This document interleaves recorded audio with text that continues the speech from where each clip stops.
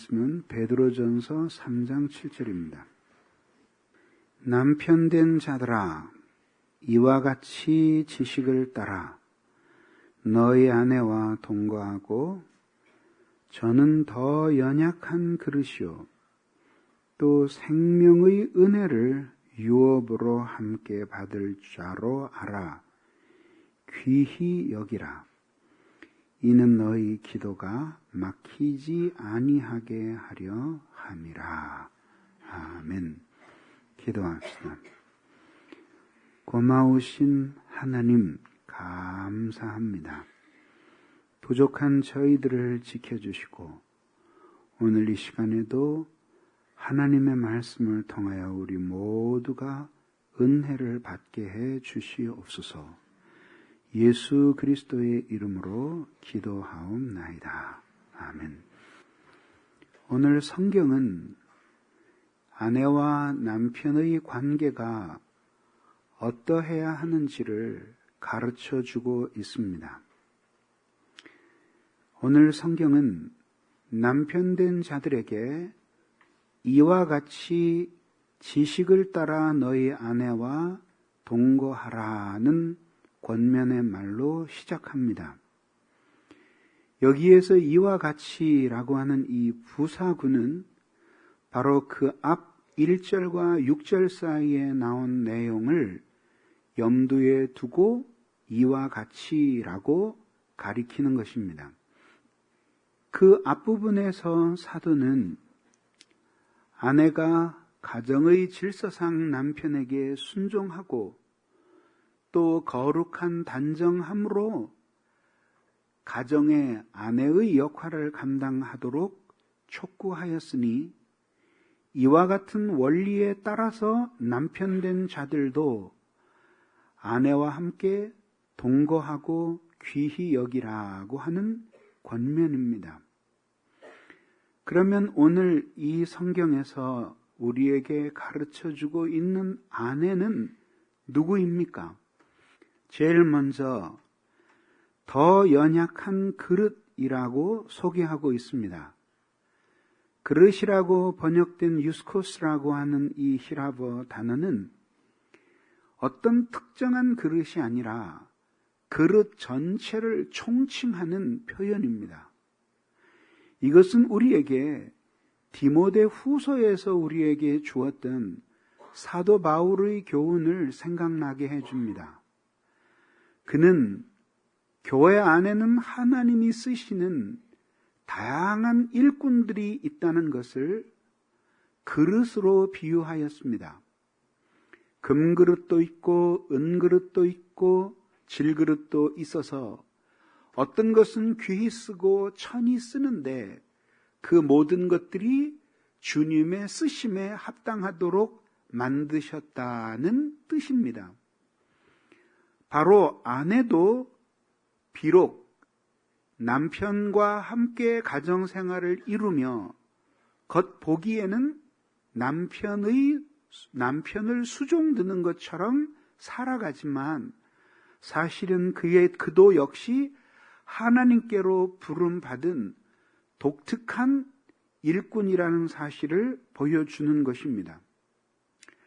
흔히 여자가 아무리 많은 계획을 세워도 결혼하면 남자가 하여야 하는 일에 의해서 일생에 가는 길이 결정된다고 생각합니다. 그리고 사실도 그렇습니다. 제가 아는 한 자매는 평생 선교사로 가기로 늘 마음에 먹고 기도했다가 시골에 목회하는 사람한테 시집을 가서 지금은 시골 목회하고 있습니다. 그러면 여러분 중에 어떤 분들은 저에게 그렇게 물을 것입니다. 그러면 결국 이 여성은 이런저런 꿈과 계획을 세워도 그것은 소용없고 결국은 남자가 남편이 되어서 가고자 하는 그 길에 결국은 따라가는 것이 아닙니까? 사실 저는 그렇게 생각하지는 않습니다. 그 자매의 가는 길은 원래 시골 목회인데 자기가 아니 왜 웃어요? 원래 시골 목회인데 착각을 하고 있었던 거지.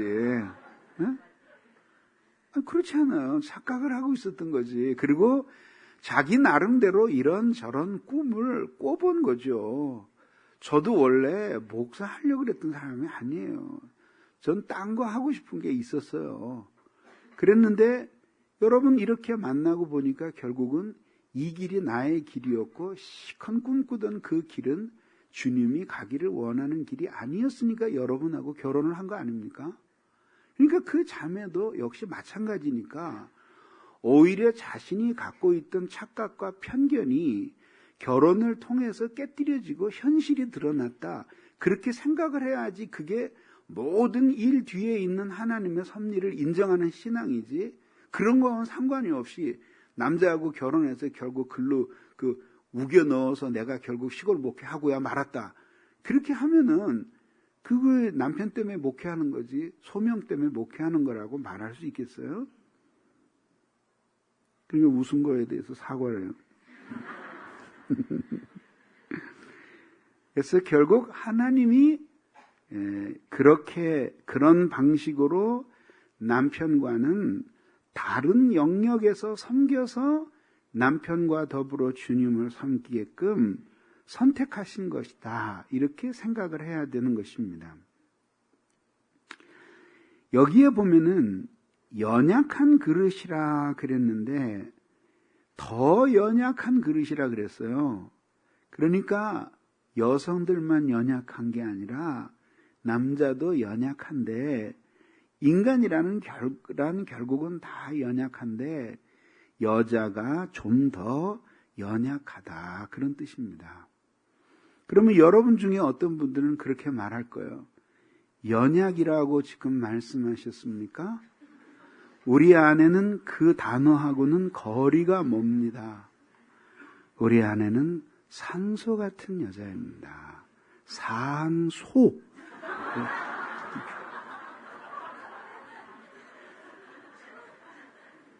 언제나 씩씩하고 힘이 넘쳐서 내가 눌려 삽니다. 라고 말합니다. 그거는 원래 아내의 모습이 아니에요. 요즘에 어느 회사에서 광고 카피를 했는데 참 잘했더라고요. 사진이 석 장인가 넉 장이 나오는데 남편하고 마트에 가서 시장을 보고 남편은 양쪽에다 무거운 걸 들고 올라가고 계단도 한 5개밖에 안 돼. 아내는 수박 한 덩이를 들고 못 올라가서 남편을 애처롭게 쳐다보는 거야. 그 밑에다 썼어. 아내는 약하다. 근데 그 다음에는 애기 유모차를 끌고 아파트 앞에 왔는데 올라가는 길이 없는 거야. 사방을 둘러보더니 번쩍 들고 올라가는 거야. 그 밑에다. 그러나 어머니는 강하다. 엄마는 힘세다. 우리 종종 과거의 시대의 어머니들을 보면은 갖은 풍상을 다 겪고 남편 일찍 여의고 혹은 여의지 않아도 그 논팽이 같은 남편 만나서 남편은 맨날 술이나 먹고 방 안에 퍼질러 자고 아내가 미친 듯이 시장 바닥에서 일하고 막 거칠게 살면서 자녀들을 키우고 한 그런 어머니의 상들을 우리들이 잘 알고 있습니다. 그죠? 자녀들에게 결코 눈물 한 번 보이는 법이 없죠. 그죠? 그래서 자녀들은 자라면서 우리 엄마하고 여자됨하고는 거리가 멀다. 언제나 씩씩하고 그리고 아빠 같은 엄마. 그렇게 생각을 하죠. 그러나 그것이 엄마의 모습일진 모르지만 아내의 모습은 아니에요. 아내의 모습은 언제나 연약하고 그리고 남편을 의존하면서 그리고 남편 혼자서는 할 수 없는 일을 아내가 함께 나누어 하면서 그러면서 살아가도록 하나님께서 불러주신 사람이 아내예요. 그래서 하나님은 남성을 창조해 놓고 보니까 외로워서 여자를 우연하게 창조하신 것이 아니라 그건 인간들이 하도 머리가 나쁘니까 알아듣게 하시려고 하나님이 그렇게 하신 거고, 처음부터 하나님께서는 남성과 여성을 창조하셔서 이 세계를 창조의 목적에 맞도록 돌보시게 하시려고 작정하신 것이에요. 이것이 인간에게 주신 명령 속에서도 드러나요. 그 명령이 뭐냐 하면 생육하고 번성하라는 명령이에요. 그리고 그 명령 아래 구체적인 명령이 둘이 나오는데 정복하라는 명령과 다스리라는 명령이 나와요. 정복이라고 하는 것은 아직 개척되지 않은 곳에 도전하고 개척하여 자기의 땅을 만드는 것이에요. 통치권을 확보하는 것이고, 다스리는 것은 이미 그렇게 통치권이 확보된 땅에 서로 관계를 짓고 질서를 이어서, 그래서 말하자면은 그 땅의 주인인 그 사람의 뜻이 펼쳐지도록 그렇게 돌보는 것이 다스리는 것이에요. 그러니까 정복과 개척이 남성의 정신이라면 다스림과 돌봄은 여성의 정신이에요. 그래서 옛날에 제왕학에 있어서 어떤 사람이 아주 영명한 군주가 되기 위해서는 이 남성성과 여성성을 동시에 잘 정신 속에서 갖추고 있어야 되는 거죠. 그래서 개척과 정복의 정신이 있어서, 그래서 외국에 있는 군대를 무찌르고 땅을 차지하고 깃발을 꽂고 그리고 야심차게 정복을 하고 경우에 따라서는 왕국 전체의 운명을 걸고 자기의 목숨까지도 걸고 전쟁을 해서 남의 땅을 빼앗고 개척을 해야 되는 거죠. 그리고 그것만 하면 안 되죠. 그렇게 개척된 땅은 사람들을 심어서 그 제도를 만들고 법을 제정하고 질서를 가꾸어서, 그래서 왕인 자신의 통치의 철학이 그 모든 영토 속에 아주 서민들의 생활에 이르기까지 전부 다 실현되도록 만들고, 그러는 동안에 또다시 정복을 하고 도전을 하는 거죠. 근데 역사 속에서 보면 종종 이 두 가지 정신의 균형을 잃은 왕들이 종종 나타나요.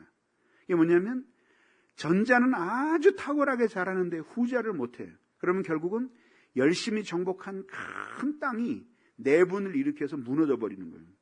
또 이렇게 내적인 것들은 아주 잘하는데 외적인 것들은 못해. 그러면은 아주 아름다운 문화를 일구어 놓고도 이민족의 말발굽발에 짓밟혀져 왕국이 하루아침에 풍비박산이 되는 거예요. 그럼 묻겠죠. 둘 다 못하는 사람 어떡합니까? 백성이 불쌍한 거죠.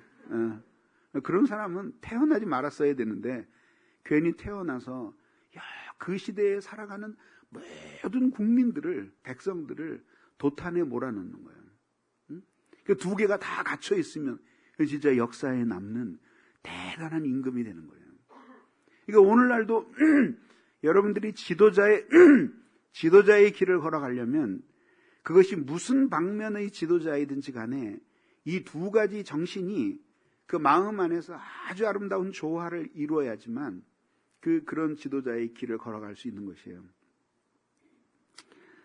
그래서 하나님이 이렇게 인간을 창조하시되, 하나님이 남성들은 그렇게 정복하고 그 다음에 개척하고 하는 것들을 주시고, 여성들에게는 그렇게 개척하고 정복한 것들을 관계를 묻고 이렇게 통치하고 하게 하면서 살아가도록 하나님께서 그렇게 만들어 주신 것이에요. 그런데 오늘 성경은 근데 저 사람이 더 연약한 그릇이다라고 말합니다. 남자도 연약한 그릇이지만 여자는 더 연약한 그릇이에요. 그러니 한 아내가 남에게 절대 연약해 보이지 않는 산소 같은 사람이 되었을 때 그가 살아온 그 삶이 얼마나 역경에 가득 찬 삶이었는지를 생각해 보십시오. 그래서 우리는 씩씩한 모든 여자들을 마음 한구석에서는 긍휼히 여길 수 있는 마음을 가져야 하는 것입니다. 특히 남성들은 누가 내 아내를 저렇게 산소처럼 만들었을까? 그걸 스스로 반성을 많이 해야 돼요. 응? 깊이 생각을 많이 해야 돼요. 여기서 특별히 아내를 더 연약한 그릇이라고 그 비교급까지 써서 강조하는 이유는 무엇일까요? 남성들도 약해질 때가 있습니다. 특히 나이가 들면 더 약해져요. 왜냐하면 나이가 들면 남성들에게서 여성 그 호르몬 분비가 많아지고 여성들은 이렇게 줄어들고 남성 호르몬 분비가 많아져요. 그래서 나이가 점점 들면 젊었을 때는 산소 같은 여자들이 나이가 들면서 산소같이 되는 거죠. 그리고 남성들은 반대가 되는 거죠. 그 젊어서는 아내가 있든지 말든 의존하지 뭐 그런 거 아주 알기를 우습게 알고 씩씩하게 살다가 이제 정년퇴직하고 나이 들면은 마누라가 문만 열고 화장실 가도 여보 어디가 그런단 말이에요. 그리고 고음국 끓여놓으면 가슴이 철렁하는 거죠. 이 마누라가 며칠 동안이나 나가 있으려고 고음국을 끓여놓나. 그렇게 의존하는 마음이 생겨서 따라다니는 거예요. 그래서 젊었을 때의 남성들이 보험을 잘 들어놔야 돼요. 그 보험이 뭐냐 하면 서로 사랑하는 관계의 보험이에요. 그래서 아내가 절대 남편 없이 살 수 없게끔 그렇게 만들어 놓으면은 나중에 나이 들어서 아내가 방문 드르륵 열 때 여보 어디가 그러면 그건 알아서 뭐래. 그럼 핀잔 안 듣게 된다 이게. 이 남성들 진지해지는 것 좀 봐요. 보험을 별로 안 들었어요. 큰일 났어요. 근데 그런 관계들을 가로막는 것이 뭐냐면은 비인격적인 생활이에요. 그것이 뭐냐면은 잘 생각해 보세요. 인격적이라고 하는 것은 성경적으로 인격적이라고 하는 것은 그 하나님의 위격을 생각하면 돼요. 하나님의 위격 안에 그러한 아름다움과 그 다음에 사랑 그리고 일치 그것이 위격적인 것이라면 그 위격적인 것의 반영이 이 인간 사회에서 인격적인 거야. 그래서 아내나 남편을 볼 때 젊었을 때 이 세상에 살 때에는 각각 자원의 차이가 날 수 있어요. 젊어서는 남편이 돈을 와락와락 벌어. 그 돈통을 자기가 쥐고 있어. 그러니까 그것도 하나의 권력 아니에요? 그렇죠. 또 아주 젊었을 때는 아내가 미모가 있어. 그건 뭐 6개월밖에 안 간다고 그러지만 또 뭐 꽂히면 좀 더 갈 수도 있잖아요. 사람에 따라서. 그것도 또 미모가 될 수 있어요.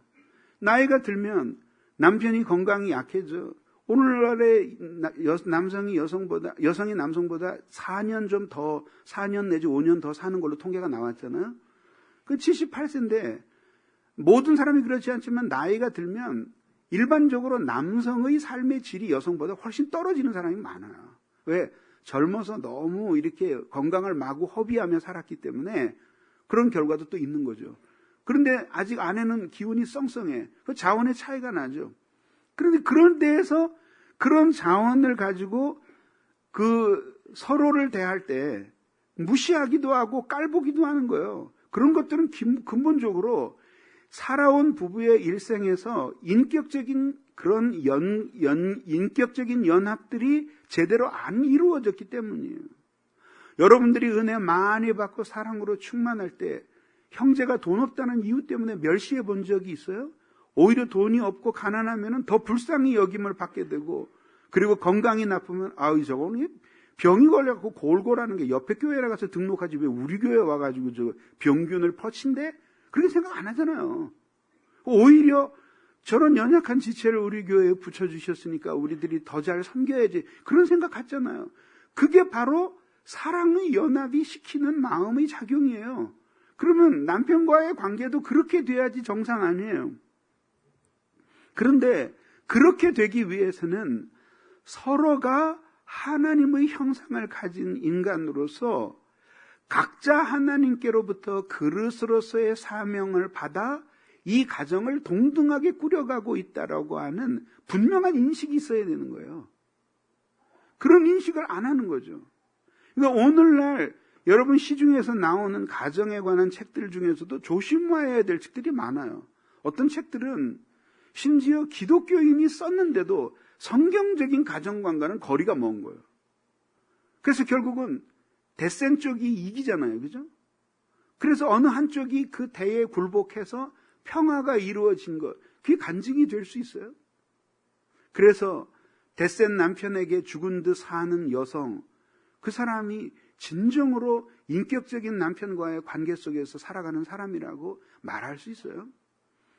부부간의 사랑이라고 하는 것은 애완견적인 사랑도 있고 인격적인 사랑도 있는 거예요. 남편에 대해 아부하듯이 들러붙어서 껌뻑 죽어 지내니까 갯뼈다귀 하나 던져드시지 아내 머리 쓰담는 그런 종류의 사랑을 받으라고 이 땅의 아내들을 만들어내신 것이 아니에요. 더군다나 그런 사랑을 사랑이라고 생각하는 사람들도 불쌍한 사람입니다.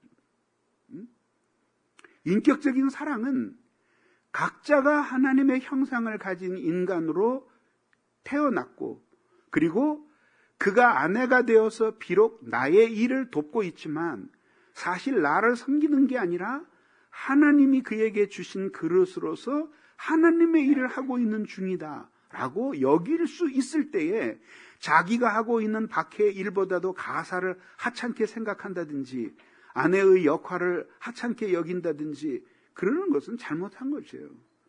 법원에서 무슨 판결을 내리기를 가사 노동하는 그 주부들의 임금을 150만 원 곱하기 결혼한 날수였는데 그건 성경적으로 동의되지 않는 거예요. 그런 게 어떻게 있을 수 있겠어요? 거의 말하자면은 날마 와서 일하는 도우미 심부름센터 도우미 수준의 월급 계산인데 그걸 계산할 수 있겠어요? 그렇게 해서 오늘날의 가정 속에서 일어나는 그 폭력적인 언어, 그리고 거친 욕설, 거기에 한 발짝 더 나아가서 물건을 집어던지고 폭력을 행사하는 이런 것들은 하나님 앞에 아주 커다란 죄예요. 초대교회대 같았으면 전부 다 7일을 받고 교회에서 수찬정지 되거나 심하면 출교당할 죄들이에요. 그런 것들이 일반화된 속에서 우리들이 살아가고 있는 것이에요. 그거는 너무 나쁜 것이고, 한 사람이 그렇게 남편이 폭력을 행해서 비인격적으로 아내에게 대하게 되면은 그 폭력이 결국은 메아리가 되어서 자신의 노년에 그대로 돌아오는 거예요. 그리고 그 속에 무슨 사랑의 일치나 결합이 있을 수 있겠어요? 노예적인 생활이죠. 그것이 어떻게 하나님께서 세우신 가정일 수가 있겠어요? 심지어 이런 폭력들이 예수 믿는 사람의 가정에서도 버젓이 행해진다고 하는 것은 아주 수치스러운 일이에요. 그리고 그런 상황을 방치하는 것도 나쁜 것이에요. 그래서 제가 항상 이야기하는 것이 젊은 사람들 결혼하다가 할 때 내가 이야기하는 거예요. 부부싸움 하지 마라. 피할 수 없이 부부싸움을 하게 되면은 하게 되더라도 말로 다투는 것 이상을 넘어서서는 안 된다. 죄짓지 마라. 그리고 만약에 폭력을 행사하면 일단 경찰서에 집어넣고 얘기해라. 왜 웃어? 그게 웃을 일인가요? 제일 먼저 목사한테 전화하고 경찰서에 전화해서 집어넣고 쇠창살 가운데 두고 대화를 시작을 해요. 혼을 내놔야 돼. 그냥. 내가 마음대로 할 것 같으면 그냥 지하 밑에다가 감옥소를 만들어 놓고 그냥 콩밥을 먹는 거예요. 그렇게 해서 아내가 한 번, 두 번, 세 번 봐주니까 그 폭력이 습성화되면서 얻어맞는 아내가 문제가 되는 게 아니라 자기 자신의 하나님의 형상이 막 파괴가 되는 거예요. 대부분의 사람들은 정신적으로 치료를 요하는 상황이에요. 그래서 하면 안 돼요. 그리고 특별히 이 일에 있어서 남편들이 깊이 각성을 해야 돼요. 그래서 그 잘못된 비성경적인 가부장적인 태도를 버려야 돼요. 그래서 통계적으로 보면은 여성이 남성화된 가정에 평화가 있는 것이 아니라 남성이 약간 여성화된 가정에 오히려 평화가 있어요. 그렇게 아내와 남편과의 관계에서 폭력이 없는 인격적인 대화가 이루어져야 되는 거죠. 아내도 마찬가지예요. 그 아내가 남편에게 완력으로서는 남편을 이기지 못하니까는 폭력을 하지 못할지 모르지만 이 세상에 맞고 사는 남편들도 많이 있어. 그래서 맞고 사는 사람이 한번 이야기를 하는데 그렇게 때릴 때 자기가 덤벼들어서 확 꺾어버릴 수 있다는 거야. 근데 그렇게 하면 아내가 까무러친다는 거야. 눈을 하얗게 뜨고 거품을 물고 쓰러진다는 거야. 그러니까 일말의 사랑이라도 남아있으면 그렇게까지는 못하는 거예요. 그러나 그런 물리적인 폭력이 아니더라도 비인격적으로 남편을 대하는 여성들의 그 마음의 태도와 이런 것들도 심각해요. 물론 따지면은 거기에는 남편이 남편 구실을 제대로 하면은 내가 그렇게 했느냐는 반감도 있어요.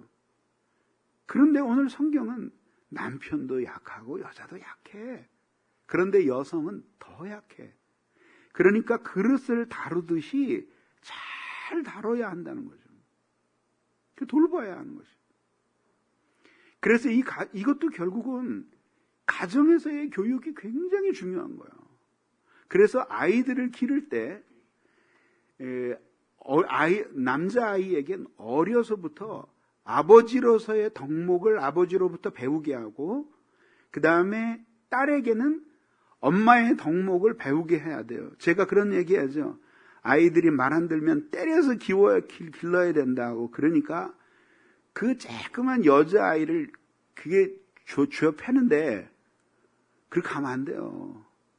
딸을 때려서 기르는 건 짐승이에요. 그러면 아들만 때리라는 겁니까? 물론 아들만 패라는 거지. 응? 딸은 때리면 안 돼요. 제 기억에는 아직 우리 딸 때린 적 없어요. 없어요.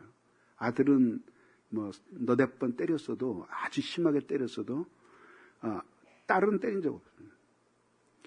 딸은 그렇게 다뤄서는 안 되는 거예요. 그럼 내버려둬야 됩니까? 아니죠. 다른 방법으로 그 아이를 자극하고 일깨워서 갖게 해서 자기의 여성성 자체가 파괴되지 않도록 만들어줘야 돼요. 그래서 여자아이가 곰살궂게 뭐 예쁜 걸 만들고 그럴 때 막 놀리고 그러면은 그 아이가 여성스러워지는 것 자체에 대해서 거부감을 갖는 거야. 제가 아는 그 사람 가정에는 딸이 하나 있는데 하여튼 미장원에 한번 가려면 펑펑 울고 그리고 하여튼 그 남자처럼 하고 다니는 것만 좋아하고 바지고 운동하고 모든 남자 거를 입고 그리고 칼싸움을 좋아한대요. 그러면서 그날도 칼을 사다가 이제 갖고 가는 거야. 그래서 그래도 내가 조금 더 애들을 더 길렀잖아요. 그래서 내가 얘기한 거지. 그거는 그 아이가 그걸 좋아한다고 해서 부모가 무조건 동조하면 안 된다. 그렇다고 지금 걔가 칼싸움 좋아하는 거를 칼을 확 뺏어서 너 이딴 거 계집애가 있던 거 하면 혼난다 그러면은 이 아이가 상처를 받고 찌그러져. 그렇게 하면 안 된다. 그래서 내가 얘기하면 그런 식으로 만약에 지금 하는 것처럼 하면 그럼 얘는 나중에 이제 대인 관계에서 남성들과 굉장히 어려움을 느낀다. 그래서 사귀는 게 다 남자친구들만 사귄대. 저 그런 자매들 몇 만났어요. 여자들 왜 안 사귀냐니까 이거 짜증난대. 잘 삐지고 울고 샘내고 남자들은 확 통해서 여자애가 뛰어다니면서 형 그러고 다녀. 근데 그거 놔두면 안 된다. 어떻게 하면 좋으냐 그래서 내가 했어요.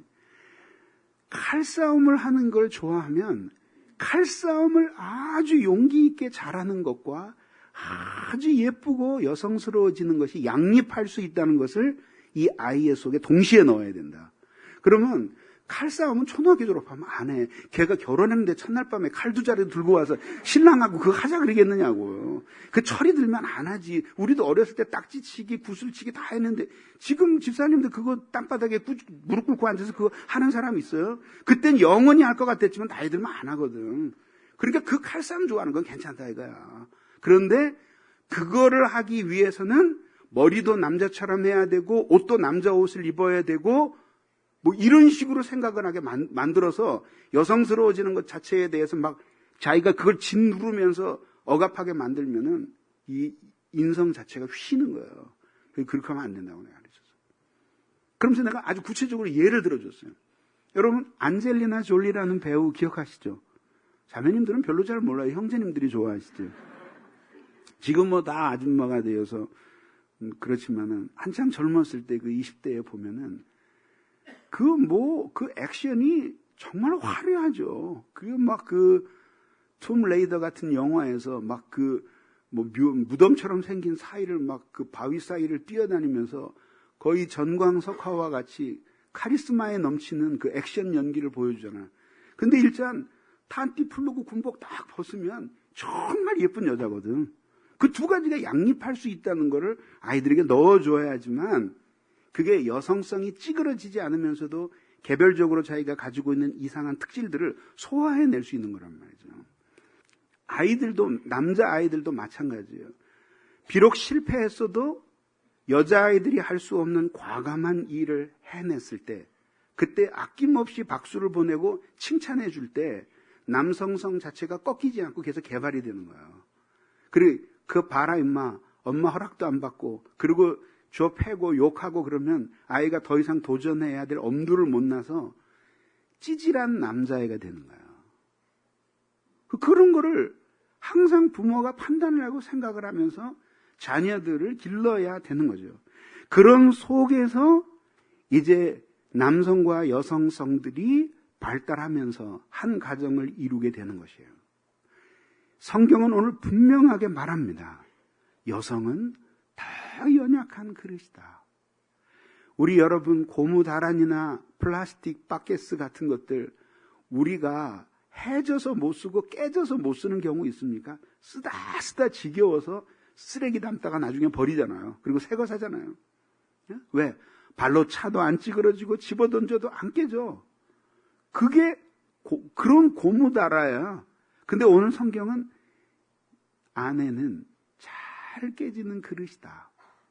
그래서 그런 그릇을 우리들이 꼭 필요할 때 꺼내서 쓸 때는 아주 조심해서 다루듯이 그렇게 남편이 아내와 관계를 맺고 살아갈 때에는 말이나 행동, 모든 육체적인 힘, 모든 것에 있어서 더 연약한 그릇이라고 생각하고 배려하고 돌보면서 살아야 될 사람이 바로 아내다.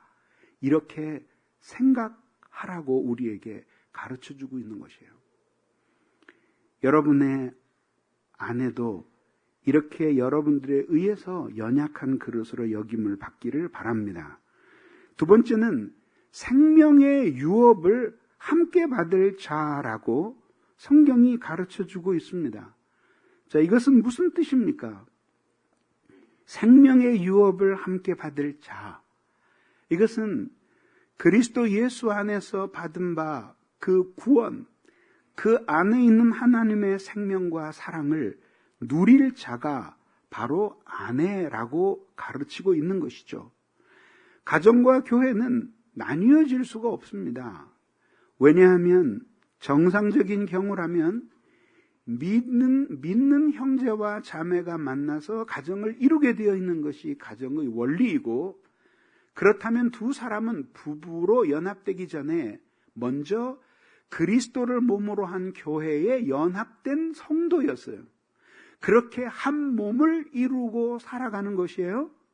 그러면 내가 그 남자의 아내, 그 여자의 남편이기 전에 우리는 그리스도 예수께 접붙여진 하나의 지체예요. 그렇게 해서 예수 그리스도께서 우리에게 가정에 대해서 가르쳐 주실 때는 교회를, 교회에 대해서 가르쳐 주실 때는 가정을 함께 비유로 들어가시면서 우리에게 그 두 기관을 같은 연장선상에서 가르쳐 주시고 싶어 하셨던 것입니다.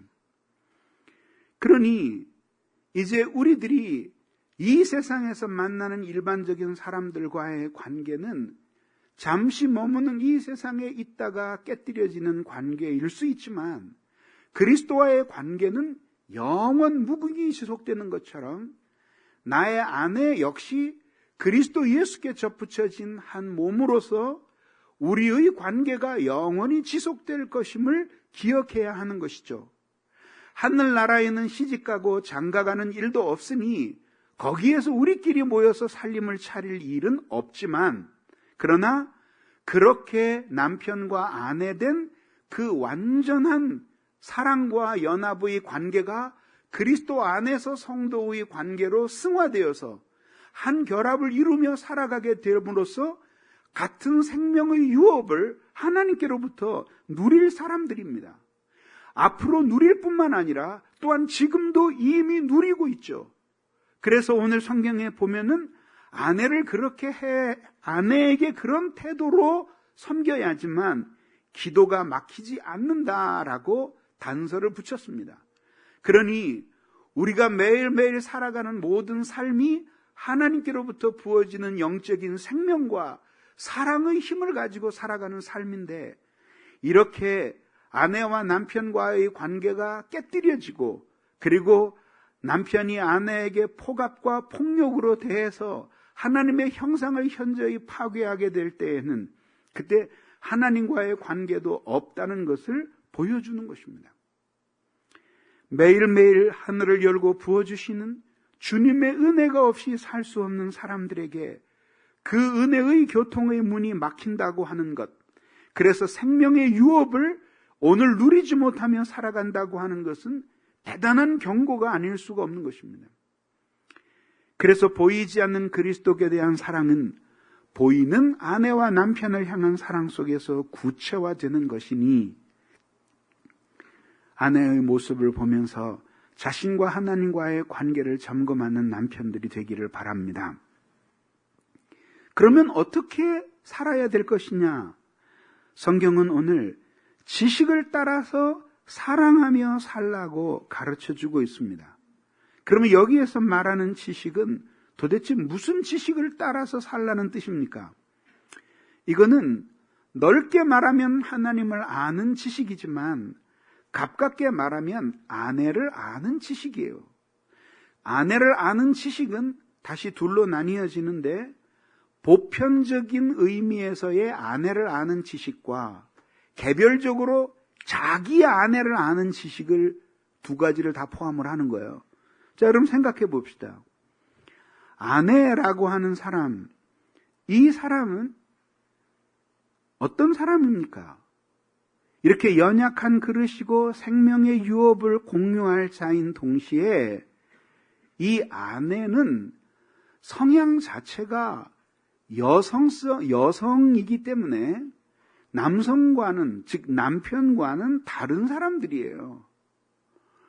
남편은 대출을 얻어서라도 집을 하나 더 사야지만 만족을 느낄지 모르지만, 아내는 지금 있는 집으로도 만족을 하고, 오히려 새 집 살 돈이 있으면 그 돈 중에 일부를 가지고 화단을 가꾸고 가구를 새로 들어놓고 집안의 칠도 새로 하고, 이렇게 그 가정을 가꾸는 관계 속에서 행복을 누리는 거예요. 남자는 집을 새로 사서 바닥을 수입제 대리석으로 까는 것에 관심이 있을지 모르지만, 여성은 그 공간에서 도대체 누가 모여서 무슨 관계를 가지고 살아가느냐에 더 관심이 많은 거예요. 그것이 남자와 여자의 차이예요. 그러니까 때로는 우리들이 서로를 이해하는 마음을 갖지 않게 되면 아내의 눈에는 남편이 이렇게 아름다운 관계를 증진시킴으로 가정다운 가정을 만드는 것을 자꾸 방해하는 사람이 남편이라고 생각될 수 있고, 끊임없이 뻗어나가서 개척을 하려고 하는 정복적인 정신을 가지고 있는 남성에게는 이 여자 때문에 발목을 잡혀서 내 꿈을 못 펼친다고 생각할 수도 있는 것이에요. 그러나 이것은 사실 그렇지가 않아요. 가정이 안정되게 되면 아내는 그 안정된 가정 속에서 이제 우리끼리 행복하게 살자라고 말하고 싶고, 남성은 가정은 아내가 어련히 잘 꾸려가니 이제 나는 밖으로 하는 마음을 갖게 되는 거죠. 그런데 이 두 마음은 어느 하나가 누구를 굴복시켜야 될 마음이 아니라 그렇게 긴장을 유지하며 살아야 하는 것이에요. 그래서 제가 만든 비유가 연의 비유예요. 바람이 부는 날 실패를 풀러서 연을 띄워요. 그러면 아다시피 여러분, 연을 띄울 때는 줄을 풀어주질 않습니다. 오히려 팽팽한 줄이 되도록 그 연을 끌고 들판을 막 달리죠. 그래서 연이 뜨면서 줄을 팽팽하게 잡아당겨요. 그래도 쉽게 풀어주지 않습니다. 충분히 뜨는 것을 보고 팽팽하게 잡아당기면 힘이 느껴지면 그 다음에 풀어줍니다. 그렇지 않고 마구 풀어주면 그나마 올라간 연이 가라앉고 말아요. 그래서 잡아당깁니다. 그래서 때로는 오히려 감아버려요. 감으면 막 강한 악력을 받으면서 연이 줄 좀 풀어달라고 줄을 막 당깁니다. 하늘 꼭대기에서. 그때 조금씩 풀어주는 거죠. 그러면 팽팽하게 잡아당기는 줄을 느끼면서 하늘 높이 날아오른 연은 저놈의 줄 때문에 되는 일이 없다고 생각을 하겠죠. 그러나 일단 끊어지고 나면 연은 자기가 생각했던 것과는 전혀 반대로 잡아당기는 그 힘에 의해서 떠있기 때문에 결국은 떨어지고 땅바닥으로 떨어지고 마는 거예요. 그런 두 긴장 관계가 있다는 것 자체가 정상적인 가정이에요. 그러니까 남편과 아내가 어느 한 사람을 전적으로 굴복시켜서 꺾으려고 하는 그런 것은 안 되는 거죠.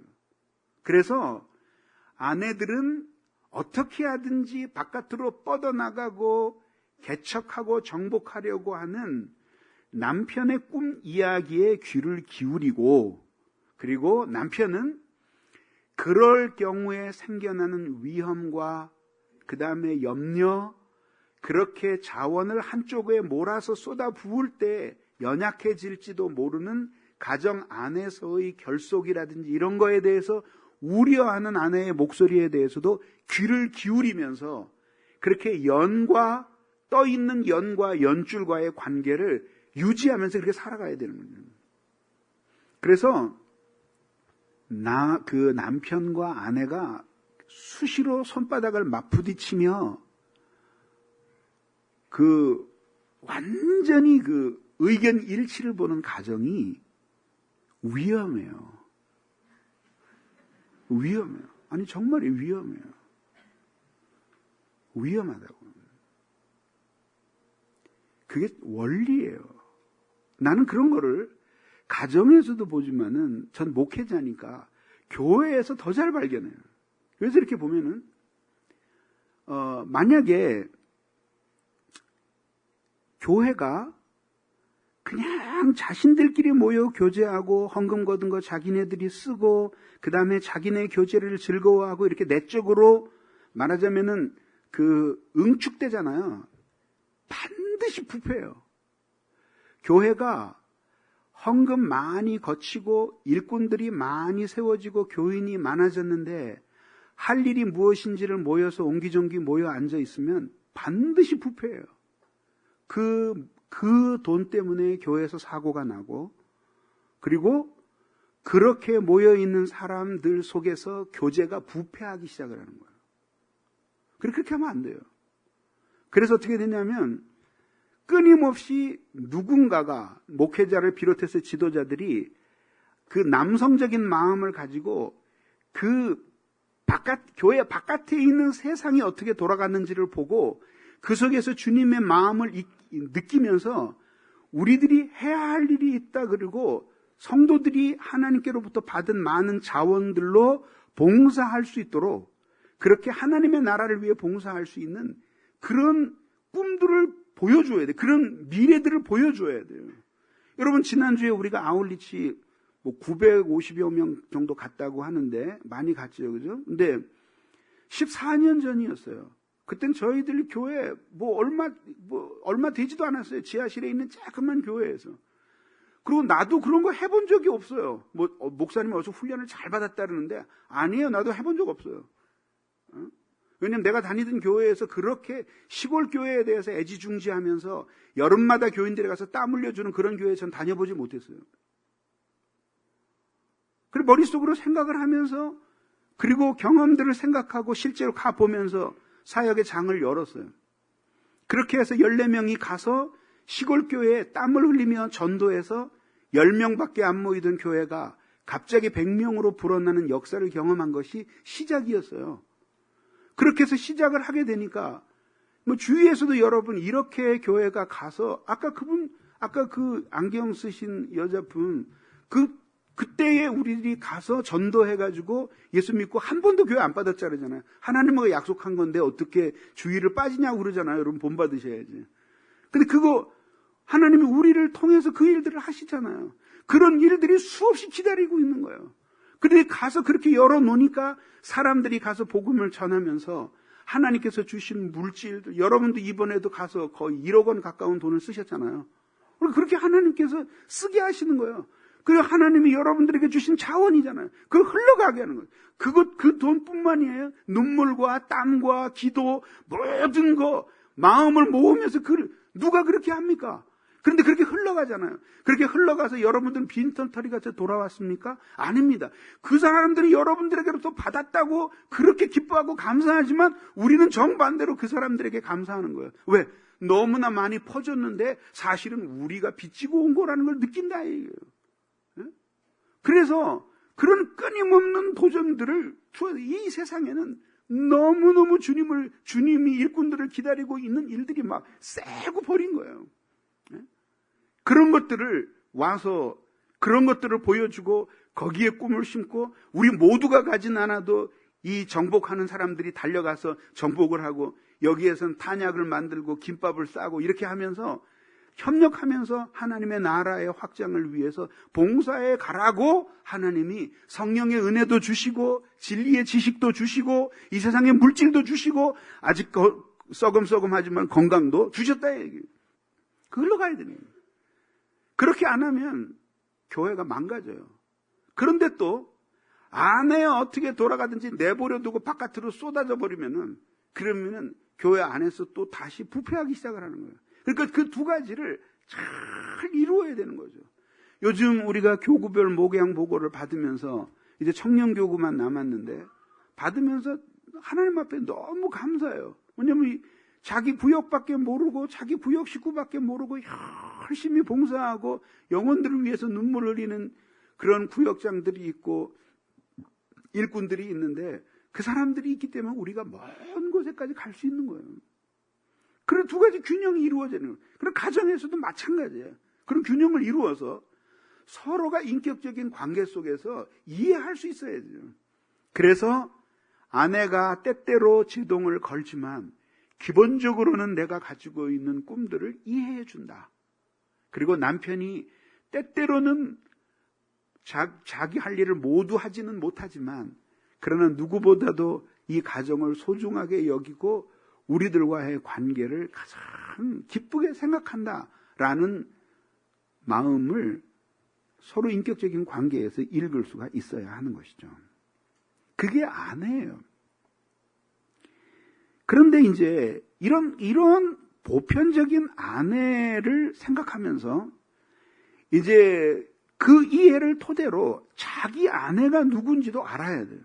왜냐하면 자기 아내는 이웃집의 다른 아내들하고는 다른 점이 있다 이거죠. 그래서 내 아내가 어떤 사람인지는 동네 아저씨는 몰라도 돼. 어차피 데리고 살 거 아니니까. 그러니까 내가 잘 알아서 그래서 내 아내 사용 설명서를 잘 익혀야 돼. 내 아내의 제품이 어떤 제품인지. 그렇잖아요. 이제 하도 무뚝뚝한 경상도 사람한테 시집을 간 어떤 자매 이야기인데, 뭐 사랑한다 뭐 그런 얘기를 하려 치면 온몸에 막 뭐가 돋는다고 진저리를 치는 그러는 사람이에요. 근데 또 구두쇠여가지고 하여튼 결혼한 지 5년이 됐는데 외식 한 번 안 시켜주는 거야. 그러더니 어느 날 전화를 불쑥 하더니 내가 밥 사줄게 나오라 그런 거예요. 그래가지고 이게 5년 만에 웬일인가 하고 칠보단장을 하고 그리고 뛰어나갔더니 보신탕집으로 쑥 들어가는 거예요. 그러고는 보글보글 끓는 거를 갖다가 열심히 땀을 흘리면서 꺼내서 그 소스를 찍어서 질질 흘리면서 퍼먹고 있는 거야. 저기 남편이. 그러더니 와, 안 먹노? 그때까지도 아내가 개고기를 못 먹는다는 걸 모르는 거예요. 이런 것들은 진정한 의미에서 지식을 따라서 살아가는 거라고 말할 수 없는 거예요. 연구를 해요. 내 아내는 어떤 사람이다. 그리고 연구를 하라 해요. 그래서 함께 한 10년 살면 그래도 500페이지 정도 논문은 쓸 수 있을 정도가 지식이 돼야지. 저 사람의 인간성, 단점, 약점, 결점, 그리고 좋은 점 등등등등 쭉 해서 그래서 이 세상에서 여러분이 여러분 아내에 대한 최고의 권위자가 돼야 돼요. 그러면 여성들도 마찬가지죠. 그렇게 고개를 열심히 끄덕거릴 필요도 없어. 제 남편이 뭘 좋아하는지 누군지 그 사용 설명서를 알아야지. 평생 데리고 살 텐데 말이야. 그렇게 하면서 성경은 두 가지를 명령하는데 동거하라. 같이 살라는 뜻이에요. 이것은 장소적인 것을 물론 포함하지만 그건 못지않게 중요한 것은 정신적인 연합이에요. 그래서 시편에서 시인은 이렇게 말하죠. 형제가 연합하여 동거함이 어찌 그리 아름다운지요 라고 말하죠. 정신적으로 연합되어 있는 관계, 사랑, 그곳에서 한 장소를 공유하면서 살아가는 것, 그것이 바로 부부예요. 예수님께서도 우리에게 기도하는 것 이외에는 분방하지 말도록 가르치셨는데 이것은 인간이 얼마나 연약한 존재이고 부부가 결혼을 했어도 얼마나 연약한 존재이고 부부 사이의 이 정신적이고 영적인 결합들이 얼마나 쉽게 와해될 수 있는지를 아셨기 때문에 주신 경고의 말씀이니 새겨듣도록 해야 하는 것입니다. 그래서 이러한 정신적인 사랑의 연합 속에서 함께 동거하면서 사는 것, 이것이 바로 남편에게 주시는 하나님의 명령입니다. 마지막으로 두 번째는 귀히 여기라고 말하고 있습니다. 존 오웬 목사님은 사랑의 특성이 두 가지인데 하나는 기뻐하는 것이고 또 하나는 소중히 여기는 것이라고 말했습니다. 귀히 여기는 것입니다. 그래서 이 여자가 없어지고 나면 또 다른 기회가 올 것처럼 생각하는 것은 어리석은 생각이에요. 그건 자기의 생각이지. 사람이 결혼을 하고 나이가 들수록 이제 두 사람은 떼어놓을 수 없는 관계가 되고 그리고 결혼하기 전에는 홀로 있는 것이 아름다워 보이고 자유로울지 모르지만은 결혼을 하고 후에 홀로 있는 그것은 정말 독처하기에 좋아 보이지 않는 것이에요. 그래서 자신의 존재를 아내는 남편에게, 남편은 아내에게 더 많이 의지하면서 그 안에서 하나님의 도움을 바라며 사는 것이 그것이 서로를 귀히 여기는 부부의 관계이고 사랑입니다. 그래서 소중하게 생각을 해야죠. 그래서 하나님께서 짝지어 주셔서 살게 하셨으니 이 사람 안에서 그래도 아름다운 것들을 발견하고 그리고 좋았던 기억들을 회상하면서 그러면서 마치 사람이 나무를 가꾸듯이 그렇게 남편과 아내의 관계를 가꾸며 귀히 여기면서 살아가는 가정이 될 때에 그 가정을 통해서 하나님의 창조의 목적대로 살아가기에 적합한 자녀들이 자라나게 될 것이고 그렇게 살아가는 가운데 자신들의 영혼도 아름다워지는 것입니다. 아직도 늦지 않았습니다. 그러니 오늘 이 설교를 들으면서 자신이 합당하지 않다고 생각되면 오늘이라도 가서 진심으로 회개하고 그리고 화해하고 용서를 빌고 남편과 아내의 정해진 자리로 돌아가서 그래서 주님의 가정을 교회답게 세우는 여러분들이 되기를 바랍니다. 기도하겠습니다. 이 시간에 우리 기도할 때 하나님 오늘도 함께해 주시옵소서. 우리에게 은혜를 내려 주시옵소서. 우리 한 마음으로 같이 하나님 앞에 가정을 위해 기도하겠습니다. 사랑이 많으신 아버지 하나님 감사합니다. 부족한 저희들을 사랑해 주시고 오늘의 시간에도 불러주시니 고맙습니다. 좋으신 주님 함께해 주시옵소서. 은혜를 내려 주시옵소서. 아버지 하나님의 크신 사랑으로 붙들어 주시고 은혜를 내려 주시옵소서. 아버지 하나님의 말씀을 쫓아서 살 수 있는 귀한 종들이 되도록 은혜를 내려 주시옵소서.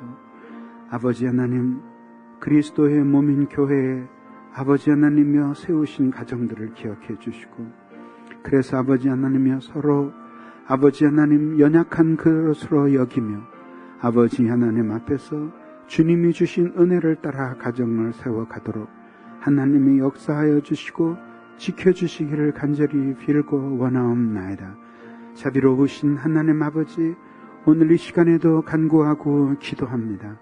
은혜를 내려 주시옵소서. 자비로우신 하나님 아버지 저희들이 주님의 그 크신 사랑과 은혜를 알고 아버지 앞에서 살 수 있도록 힘을 주시옵소서. 은혜를 내려 주시옵소서. 아버지 하나님 역사해 주시고 도와주시옵소서. 하나님 아버지 은혜를 내려주시기를 간절히 빌고 원하옵나이다. 전능하신 아버지 오늘도 함께해 주시고 부끄러운 저희들을 주님의 손으로 어루만져 주님의 가정의 도를 이루어 갈 수 있도록 하나님이 축복해 주시고 은혜를 내려 주시옵소서. 자비로우신 하나님 오늘 이 시간에도 함께해 주시고 은혜를 내려 주시옵소서. 온 마음을 다해 주님의 나라와 영광을 위해 살 수 있도록 저희들의 가정을 주님이 세워주시기를 간절히 빌고 원하옵나이다. 아버지 하나님께서 도와주시고 붙들어 주시옵소서. 은혜를 내려 주옵소서. 주 예수 그리스도의 은혜와 하나님 아버지 사랑과 성령의 교통하심이 이제로부터 영원히 함께 있어지이다. 아멘.